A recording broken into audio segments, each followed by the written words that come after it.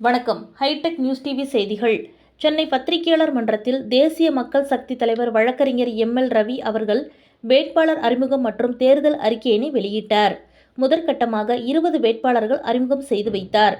தலைவர் அவர்களுக்கு தியாகராய நகர் தொகுதி, பொதுச் செயலாளர் வழக்கறிஞர் ஆர். சேர்மா செல்வராஜ் அவர்களுக்கு பல்லாவரம் தொகுதி, தலைமை நிலைய செயலாளர் ஆர். தனசேகரன் அவர்களுக்கு ஆயிரம் விளக்கு தொகுதி, அரசியல் ஆலோசகர் மூத்த வழக்கறிஞர் தி. சிவஞான சம்பந்தன் அவர்களுக்கு சைதாப்பேட்டை தொகுதி உட்பட மற்ற வேட்பாளர் தொகுதிகளை கூறினார்.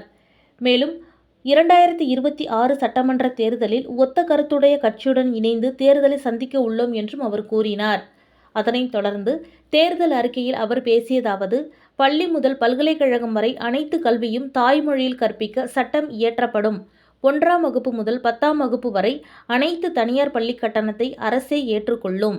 நீட் தேர்வு போன்ற தேர்வுகளை எதிர்கொள்ள தரமான பயிற்சி வழங்கப்படும். 65 வயதிற்கு மேல் உள்ளவர்களுக்கு முக்கிய நோய்க்கான சிகிச்சைகள் தனியார் மருத்துவமனை உட்பட கட்டணத்தை அரசே ஏற்கும். அதேபோல் 65 வயதிற்கு மேற்பட்டோருக்கு மாதாந்திர ஊக்கத்தொகை, ஊனமுற்றோர், முதியோர், விதவைகள் மற்றும் திருநங்கைகளின் நலன் மேம்படுத்தப்படும். அறுவை சிகிச்சை தோல்வியால் உயிரிழப்பு ஏற்பட்டால் செலுத்திய கட்டணத்திலிருந்து 30% குடும்பத்திற்கு திரும்பி வழங்க சட்டம் இயற்றப்படும். தனியார் மருத்துவமனைகளின் கட்டண கட்டுப்பாடு அமல்படுத்தப்படும். அரசு நிர்வாகத்தில் ஊழல் ஒழிக்கப்படும். நீதிமன்றங்களின் எண்ணிக்கையை அதிகரித்து விரைவான தீர்ப்பு வழங்க வழிவகை செய்யப்படும்.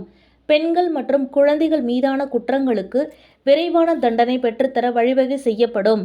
காவல்துறையில் சிறப்பாக செயல்படுபவர்களுக்கு பதவி உயர்வில் முன்னுரிமை மற்றும் வெகுமதி வழங்கப்படும் என்று அவர் கூறினார்.